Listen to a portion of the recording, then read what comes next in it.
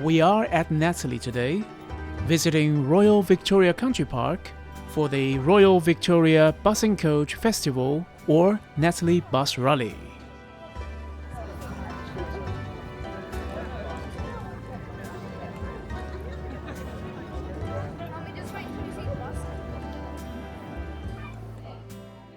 Well, good afternoon. Welcome to the Royal Victoria Bus and Coach show here at the wonderful Netley.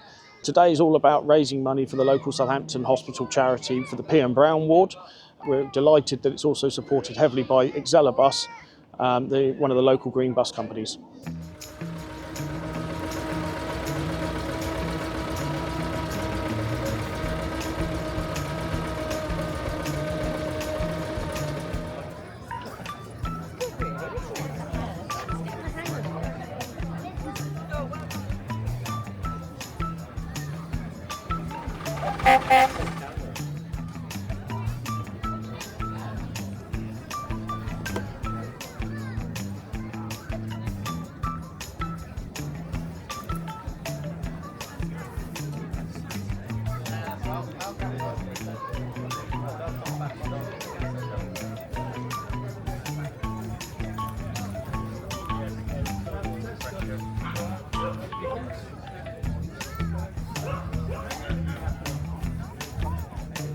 Good morning, this is our 1929 Leyland Lion and we've just arrived on this beautifully sunny morning at Netley Rally, where hopefully we'll get lots of interest in this bus today, and myself and the other FoKAB members will be able to tell the story of this bus to all the visiting public.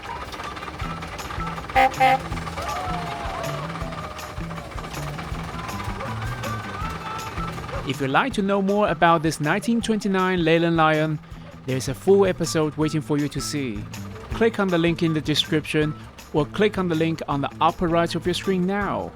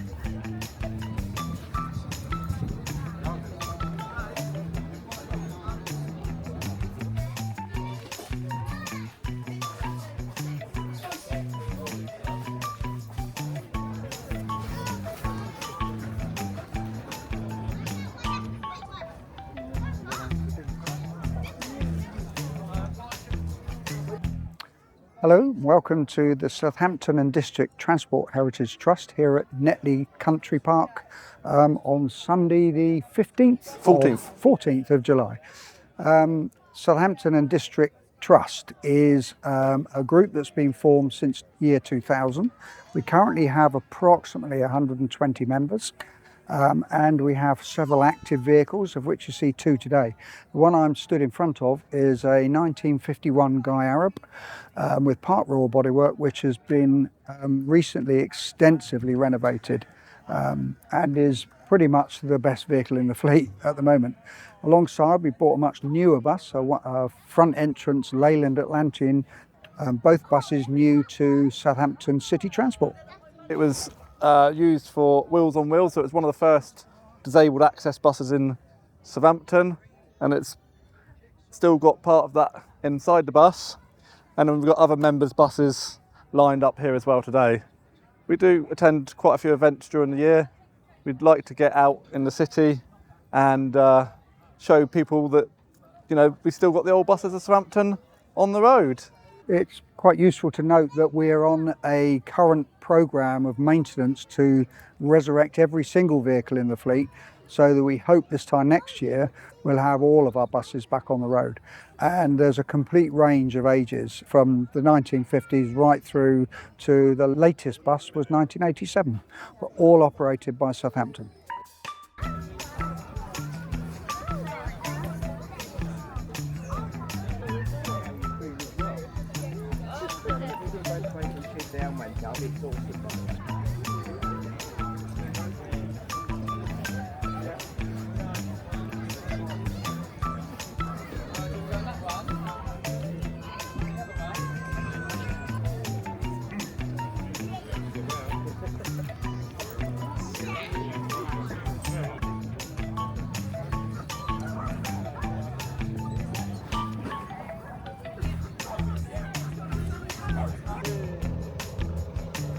Yeah, hi there, my name's Darren and I'm a trustee of the Provincial Society. So welcome to the 2024 Netley Rally. It's been a great day here in the sunshine. So the Provincial Society, as you can see, this is one of our vehicles. This is a 1972 Bristol RE, number 12, introduced in the service in 1972, withdrawn in 1984. It's been part of our collection for about 5 years. Today we've also had our Scania Omni City here, ex-First Hampshire 65008, which has been here today. Why not come down to Stokes Bay Rally on the 4th of August in Gosport, Sunday the 4th of August from 10 till 4:30. We look forward to seeing you there.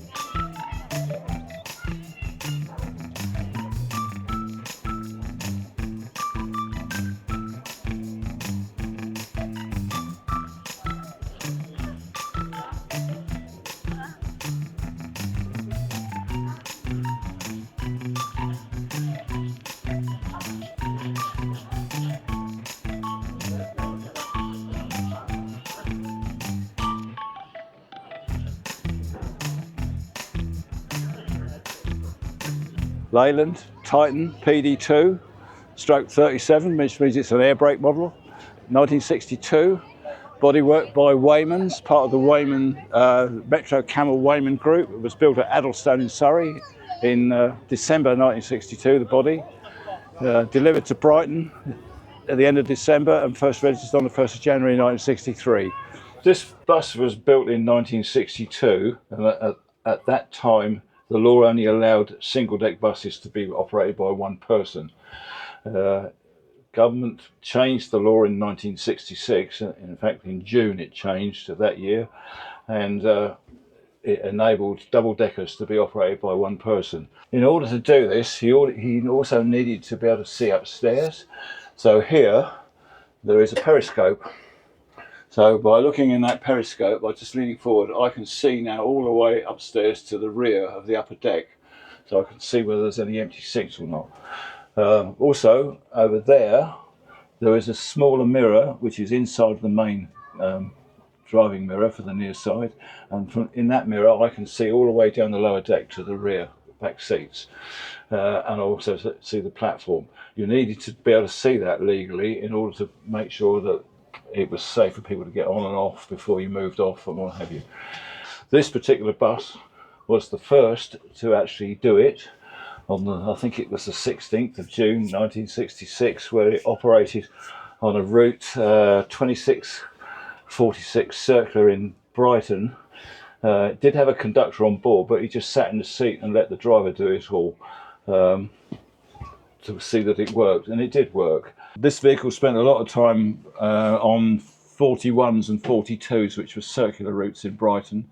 They were quite hilly, but they were fairly short routes. 41 in particular, I'm told that on an 8-hour shift you did 11 circuits, and it was all hills. So a lot of the bus stops you'd have been starting on a slope, but it would involve a first gear, what they call a first gear snatch change off a standing start. It was fairly physical, hard work. As you can see here on the bulkhead is a motorised set-right ticket machine, which operated there, and if you just press the tick, you get a ticket out of the machine. He would take the money, would issue a ticket. You can set the date on it, you can set the fare stage, you can set the amount of money on it, and then when you've done all that, you then press the button and you'll get a ticket out. It actually unclips, so you can take the machine off the thing. You need to do that to be able to change the ticket roll. You can undo that, and there's your ticket roll. So when that's run out, you just put a new one on there and you feed it through, so it comes out there, and then it's ready to run again. Otherwise I'll end up without any. Oh, there we go. Yeah.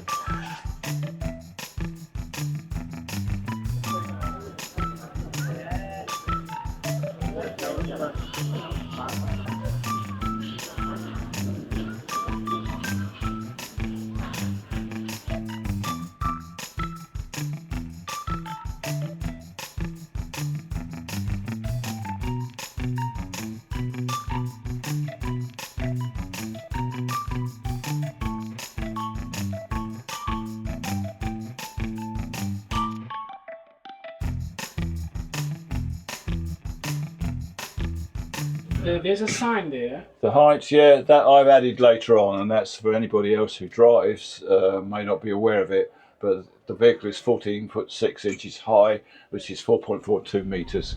So you must be aware when you go anywhere, low bridges, so on and so forth, low trees, what have you, how tall you are. This one is the main destination blind, which is a single one-line piece, and these two are for the 3-track number blinds. So you've got 3 positions. You've got which is that side way, middle is the one in the middle, and that is the one that side. And then this will actually wind each individual one up and down from 0 to 9. And then you've got A, B and C as well on the end. So if you've got a route that's numbered, like Brighton had 49A, you could put the 4 and 9 and then an A on the end. You've got a little gap there. You have to lean forward and look up through there so you can see it going round. It's not very good, but you can, from here, you can look up and see it. And if you look down to the rear of the vehicle, on the lower deck, you'll see the same handles repeated in the ceiling, right? And there is a little inspection window, which if you look up in the inspection window, you can see the blinds. Yes. Yeah, so you can see what you're winding. And then on the side here, just this side of the door, the other side of the door there is a 3-track number blind there. So people getting on can see what the route number was if you put that up. And all these have to be done by the driver? They would have been set up because the vehicle would have spent the whole day on one route, so they wouldn't have had to change the numbers once it's set up. As a driving cab, it's very, very basic. But vehicles were in those days. It's a full manual gearbox, as you see the gear lever, which is a 4 forward speed and 1 reverse. You've got a clutch pedal, obviously for gear changing.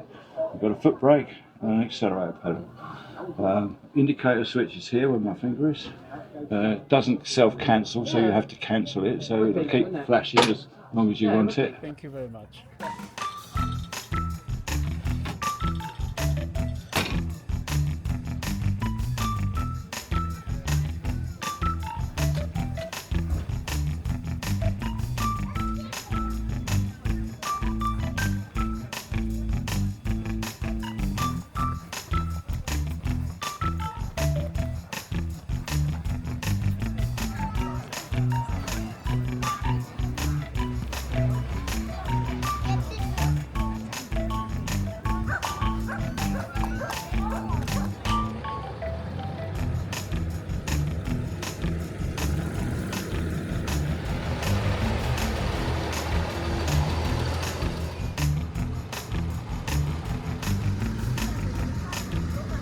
If you'd like to be featured in a future episode, please drop me a line, leave a message, or simply let me know when you see me in the bus rally.